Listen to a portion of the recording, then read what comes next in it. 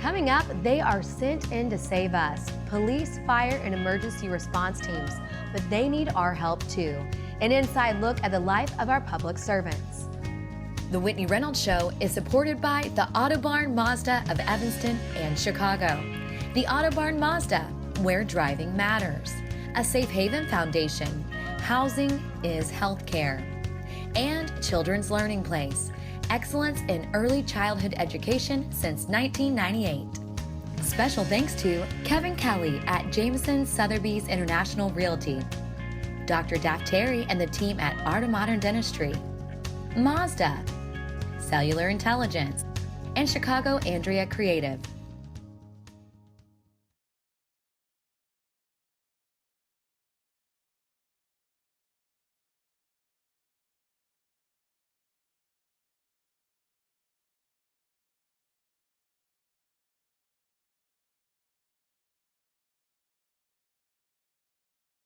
First responders are there for us in times of trouble, but who's there for them and their mental stress the job brings? Today we are looking at life from their viewpoint and finding out how we can support these heroes.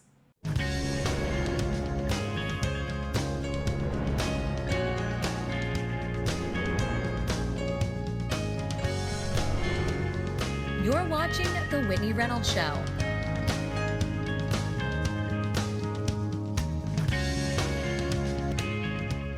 To start the show, we have a guest who created a foundation for first responders after his brother, a police officer, committed suicide. 1078. It's the Universal Police Code signifying an officer needs help. A cry family members say retired Rockford Deputy Chief Brad Lynn never made before taking his own life. Were there ever any signs from him at all that something could be wrong? He was quiet at times, but no huge signs. The news of his death came as a shock to Greg's brother Brad and all who knew him. Real pleasure to serve the city of Rockford in the last 29 years. There's no other job that I wanted to do other than this. Greg, seen here at his retirement party in 2011, was celebrating more than 2 decades on the force. On the outside, he was smiling, while inside, fighting a battle no one appeared to know anything about. The biggest takeaway is how much stress police officers face every day. Everything they see, everything they do, and they're so scrutinized right now. It's been a big eye-opener. Let's welcome out Brad Lindmark. Welcome to the show, Brad. Well, thank you for having us, Whitney. We just saw clips of your brother's story. Very loved by the community, covered a lot of different investigations. Tell us exactly what went on in your brother's life. First of all, when we were young, my brother, that's all he wanted to do was become a police officer. So he loved his job. It was his career that he just meant so much to him. And he went to every horrific scene, shootings, anything that involved a homicide, a stabbing, a shooting. He was there. He very supportive. He touched a lot of people's lives, and I think he really made a difference in the community, which has really helped with the foundation backing us. So your brother, he was a police officer and then an investigator, and he ended up committing suicide. What do you feel like led to that? Well, at the time, he would be a little withdrawn, a little quiet at times. You didn't think too much of it, but if I had known then what I know now after researching and knowing some of the statistics behind officers and all first responders, the suicide rates, the things that they see, the stigma of officers and first responders, you have to be tough. You can't get it out there. You need to get it out, and they need to talk about it. And the foundation was just something that we started to help. The family thought we'd make a positive out of something tragic that happened in our lives, and we're just trying to help others, and if we can save a life, that's great. So the foundation is to help first responders process the trauma that they experience on the scene? Well, at first the foundation was started. Our main goal was to get some legislation downstate, to make them have training, stress, trauma, PTSD. It should be at the academy level. Right now what we do is we provide anonymous counseling, and the foundation pays for counseling for officers and all first responders. It's just not police. We started with police officers, and now we've expanded to all first responders. When your brother committed suicide, was it shocking? Was it anything you saw coming? I didn't see it coming. It was very shocking to this day. It's still shocking and haunting to me. Was there a certain life event that happened with him on the job that could have led to this, or was it just over time? After looking back, after he committed suicide, I think it was just the sheer amount of things he saw. You cannot go, any first responder cannot go their 30, 28, however many years on the job and see this type of violence and just bad scenes. Officers, all first responders just need to get it out. It's all right to talk about it. Need to get rid of that stigma. Sometimes people forget that first responders are heroes as well. They're running into situations that most people are running away from. Absolutely. I mean, they're there for us every single day. They go to their jobs wondering if they're going to come home at night. It's a lot of stress on all first responders. So what is the plan that you feel like should be in place for first responders? I think there should be some training, which we're working on right now downstate, trying to get training passed at an academy level, possibly at a year review. Everybody has to go through some sort of mental health screening. Just need to get it out in the open. I think the big thing is awareness. Your mental health is as important as your physical health. We've covered that a couple times on this show, and that's one thing that we have always said is to keep in check your mental health like you would your physical health, because people forget that. Right. So when you say this training, what kind of training would it be? Identifying your feelings, identifying what you're seeing, processing what you're seeing? Yeah, it would be everything you basically said, but the big thing is getting rid of that stigma. It's all right. Get it out in the open when you see something that bothers you. There is no way any first responder can go through their career without seeing things that's going to affect them or change them throughout their life. What would you like your brother to know if he was still alive today? I'd like him to know that he's missed, he's loved.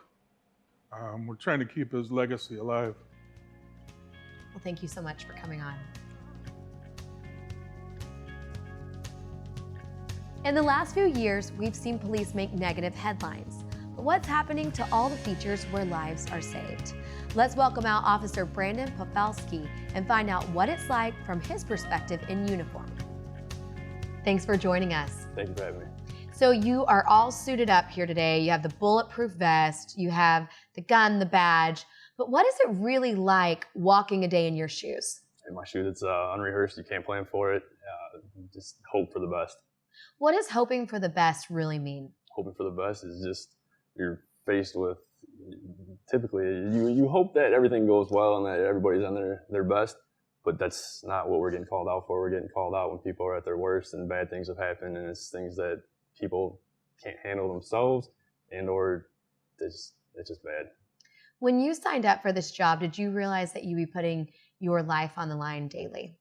I guess in the back of your mind, yeah, it's a possibility, but yeah, no, it's not something you plan for. It's not something that if they're like, oh, you're gonna do this job and you're gonna be faced with horrible situations and people might shoot at you or you may get crashed into something and you could die, and I'd probably be like, a little hesitant to sign up for that.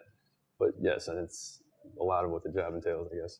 Why did you originally sign up? Was it to help others? It was just more so, I didn't want to be stuck behind the desk. I wanted to be out talking to people. I enjoy the interactions with people. It's people helping people.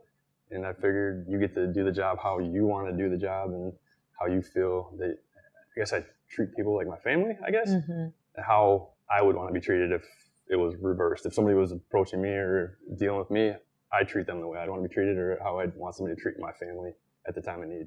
In the headlines, we've sometimes seen police activity for the negative make the headlines. But really, when you're going out to respond to a job, you're doing the best you can in that moment. Yeah, you do the best you can with the cards that are dealt to you. And you go into the calls that are bad and you try to do the best that you can with what you're presented at the time. And a lot of it's hard because it's a reactionary response. So one person's actions are dictating our response to that situation. What would you want people to know? Because there's a lot of good that you do, and sometimes we only see negative because that's what makes headlines. Right. But there's a lot of calls that you are saving children, that you are helping families break up violence. And what would you want people to know that's a really beautiful thing about your job? About our job is that we're the same people that, I mean, we have families too, and it's, any day they could be one of us too. I mean, I'm no different than you or anybody else. So I guess that's just the biggest thing is we're people. Like that. And then you do go to work like everyone else does, but do you ever actually get off in the sense of, like, are you always a policeman 24/7? Yes. Yeah. Just because I shed the uniform doesn't necessarily mean that I stop. I don't stop observing. I don't stop looking. I mean, yeah, it can be stressful, but for me to put this on, it shows you that I'm a police officer. And if I deal with you on a day-to-day basis, you know, you don't see me as who I am, or you don't know me by name. You know me because of this and because of what I do or what I've had, the interactions we've had in the past. So for me to get away from that, it's tough because I have a family. I like to go out. I like to do the same things as anybody else would, except for now. This stays with me, even though I'm not wearing it. To the people that I deal with day in, day out, that's still me. How do you deal with the mental stress that you do encounter on the job? I think a lot of it's through just laughing. You got to have a hobby. You got to have friends. You got to be able to talk. If you can't talk, laugh, joke. It's going to be rough. So you're saying laughter really helps navigate? It does. Laughter, I mean, helps. You gotta find the sunshine at the end of the storm. Well, that's really good. Well, thank you so much for coming on and sharing your story. Thank you. Running into a burning building while everyone else is running out takes physical and mental strength. A hero and fire chief, Derrick Bergsten, joins us now in the hot seat. Welcome to the show. Thank you for having me. So you are a fire chief. What does it look like being you? What does it look like being me? One of the things that I take very seriously in this position is to make sure all of our members are safe. In all of our ceremonies that we have when we swear new recruits in, I tell every family member that my number one goal is that your daughter or son comes home safely to you at the end of their shift after 24 hours. And that's one thing that I vow to do and take very seriously. All the phone calls that we get in this position, because you're on 24/7, there aren't any good phone calls after midnight. And we just want to make sure that all of our members are safe while they're out protecting the community. How do you do that? How do you make sure they are safe? A lot of it is our training for all of our operational. We're very in depth in the training process. One thing that we're really focusing on now is the mental aspect, that we're, especially after a good friend of mine, Greg, Lynn Martin, some of our firefighters having issues that we've actually let our members down, that we haven't been able to help them and be there for them mentally to make their mental health that's as important as their physical health. It is, and that's one thing you forget. How do you train to run into a building that everyone's running out of? Because that's something that's hard for me to wrap my mind around, is that you're going in to save lives of people you don't even know. I think that's probably the easy part, because most people that want to join public safety, whether fire or police, know what they want to do, and they find that as a challenge, that we're going to do something. We're more problem solvers, police and fire. So when someone is in a dire situation, whether it's a fire or a trap, that we want to be there to be that person to help them out. And that training we're very good at doing that training, and it's very beneficial. Probably the most important part that we don't have is the training of what you deal with afterwards, whether that rescue was successful or not, and how that impacts an individual. When you lose someone on the team, how does that affect everyone around? That's very traumatic. We take it very hard. And one thing, people talk about sometimes in commonplace at workplaces, that we're all family. Well, at the fire department, we are all family. You live with them probably a third of your life, same as the police officers. They're out there protecting us where we're doing our job, and you look out for one another. And when one of those individuals is hurt or something bad happens, we take it very seriously. It's like having one of your loved ones that's injured or they lost their life. With your job, you are not bound to be able to save everyone. How do you work through that? I think probably one of the things that's really changed over the last 24 years since I first came on is that now we talk about it. We're trying to break down those barriers, that it's okay that one thing we tell the recruits is that you are going to be different when you come on this job. You're going to have things that are going to impact you. You're going to see people die. You're going to see terrible tragedies that are going to affect you. You're not going to be the same person throughout your career. But how do you deal with it? That's the most important part, that we are there together as a team and a family to support them, to talk about it and break down that stigma that it is okay that, hey, this was a bad call for me. This child that was hurt was the same age as my own child. I need to speak about that because that really hit me at home. Or, you know, someone that was lost in a fire that we tried to save and we were not able to, that we're able to sit down and just kind of talk with each other and lean on each other. What is it like for your family to have someone in the family be a fire chief or a fireman? Because that has to take a lot on the family as well. It definitely, and I couldn't be in this position if it wasn't for my family being so supportive, my children and my wonderful wife.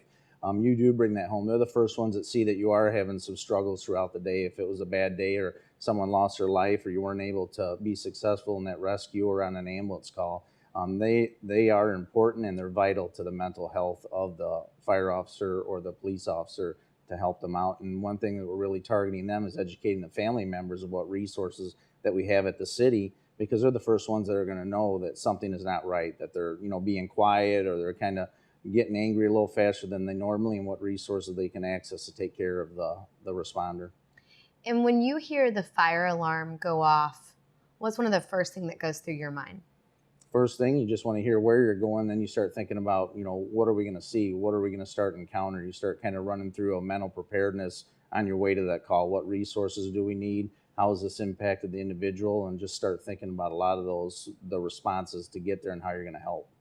So many times we hear negative things about the different runs, you know, the fires, maybe lives lost. But what is one of the most precious things that you've seen or been able to save? I think probably personally in my own career, one of the most precious thing, able to deliver a child. That's probably one of the most impacted me at the time. My wife was pregnant and had a premature newborn baby that was born, able to have a positive outcome on that. But I think just every day having the interactions with our citizens, that we take this job because we love being around people and to work as a team to have a successful outcome to whatever type of call it is. At the fire department, we all work in teams, and that you have someone to lean on, and when you're able to have a positive outcome, that's really something that you take back, and you're waiting for the next call to do the same thing and take those skills that you were trained on to be successful. And you just hold on to the good calls throughout their course of your career. That's what gets you through day to day. The bad calls are always in the back of your mind. They come back from time to time, and that's one thing we tell, you know, all of our members, that it's okay that you're never going to forget what you saw. You're going to have those sights and smells come back to you, but how do you deal with that and move on, and you hold on to the good outcomes that you see and what you're able to positively impact the community. Well, thank you so much for coming on. Thank you for having me. Now it's time for our viewer's voice, where we take the question to you on the street. This week's question is, how can we better support our public servants? Something I think we can do to better support our public servants is just respecting them and respecting the law, and just whenever you see them, saying thank you, and just, yeah. I think that's a little bit difficult to answer, but from living in Chicago, I've noticed the amount of people that do not pull over when they hear an ambulance or a siren, whether it's cop car, fire truck. They have no urgency to get over, get out of the way, let them do their job. So to me, that's one thing that I've really noticed that we could do to help them. You know, I think it's important to remember that our policemen, our firefighters, our waiters, they're just normal people like you and me. So, you know, just keep in mind they're out there trying to do their job, trying to take care of themselves and their families, and just make sure that they are serving their community. So be respectful of that and take care of them in return. Our next guest is in the trauma business. Literally, his job is to save lives and help others daily. Paramedic Jim McNally joins us now with more. Welcome to the show, James. Hi, Whitney. Thanks for having us. You are with the EMS, and one of the things you were saying prior to coming on the show is that you're kind of like the forgotten group. Yeah, you know, when you talk about the fire department, as Chief mentioned, you know, they're deemed the bravest, and New York PD is called the finest. Well, EMS, we're kind of the forgotten. You know, we're out there on the streets just like they are, in the ambulances, showing up to calls day by day, but we kind of get pushed aside sometimes. And you're seeing things that are so tough as well. Oh, sure. I mean, you got to remember, a lot of the police officers, firefighters, and EMS professionals, they live in the backyards that they work in. So when you come up on these scenes or you go to these calls, they very well could be your friends, your neighbor, coworkers, or friends of your children's friends, that you've grown up with, and they're in a tragic car accident, or they've succumbed to their injuries, and you have a mother there that you have to tell, no, now is not the time, and you have to protect them. How have you learned to deal with the stress on the job? Well, the old school thought is you used to have to suck it up. Myself being in EMS and now the emergency room for over 25 years, the old adage was you suck it up and you move on to the next call. Well, that catches up with you after time. The cumulative stress, the calls, the constant running. I mean, some of these ambulances run 24 hours a day. There is little downtime, and as Chief mentioned earlier, they try and build in where you can debrief, but you can't always debrief right then and there because the bell just keeps going off. So what we've created with the Lynn Foundation is creating a more friendly environment to talk about the stress. That's the big thing, is just being able to talk about it. You're going to see it from day to day. How do you deal with it so that you don't take it home? And sometimes people associate PTSD with just the Army or just our military, but their PTSD can hit anybody. Anybody. Everybody is prone to PTSD. It's a traumatic experience that leaves you feeling helpless, hopeless, or in fear for your life. And that can come from domestic violence. It can come from being a police officer, EMT.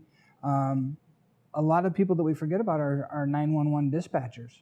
When you call into 911, they stay on the line with you throughout that whole call. And they hear a lot of the screaming. They hear a lot of the background. So they are walking through the valley. Absolutely. With every call that comes Absolutely. through. There are some shocking stats out there. Statistics are very scary.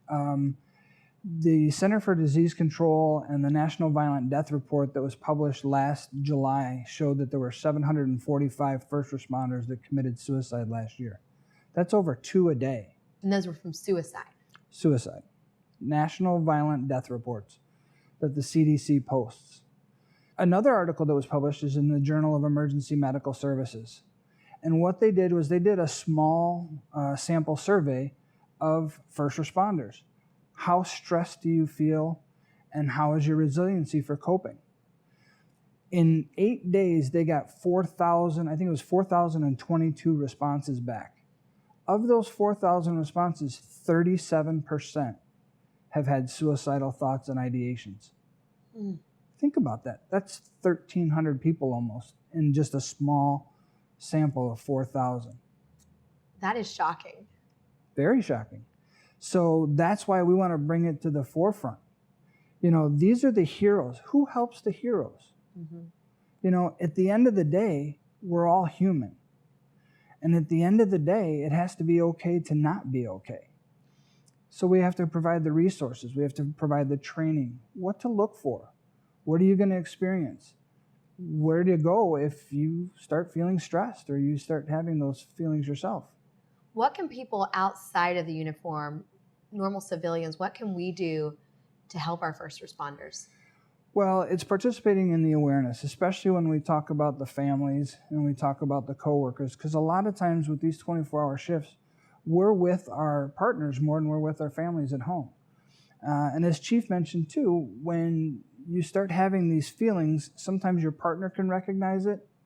And if they don't, we want to start getting the families involved so that they can recognize it and say, okay, why are you more withdrawn?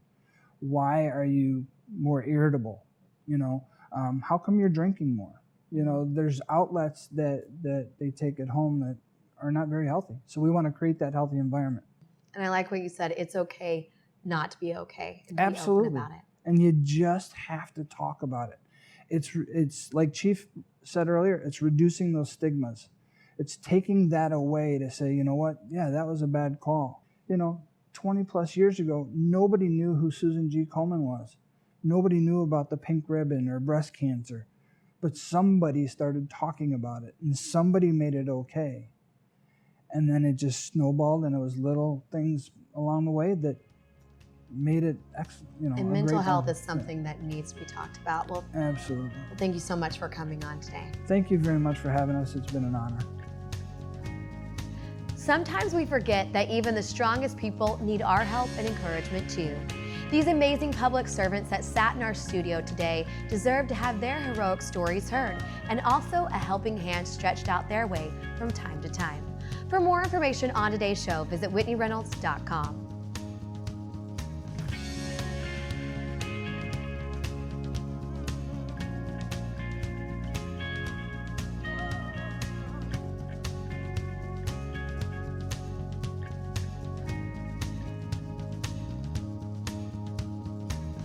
The Whitney Reynolds Show is supported by the Autobarn Mazda of Evanston and Chicago. The Autobarn Mazda, where driving matters. A Safe Haven Foundation. Housing is healthcare. And Children's Learning Place. Excellence in early childhood education since 1998. Special thanks to Kevin Kelly at Jameson Sotheby's International Realty, Dr. Daft Terry and the team at Art of Modern Dentistry, Mazda, Cellular Intelligence, and Chicago Andrea Creative.